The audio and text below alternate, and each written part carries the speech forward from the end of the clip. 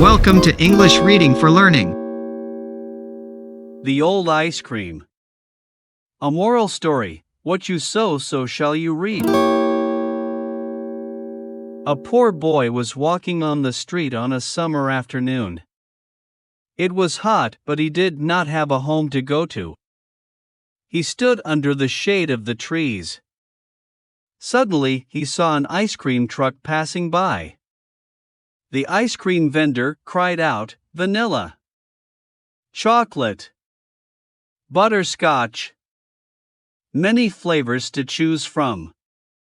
The boy looked for money in his pockets, but he could only find a few nuts.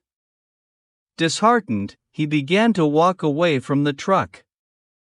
The greedy ice cream vendor thought, "Let me give him an old ice cream in exchange for the nuts. I will eat them on my way home."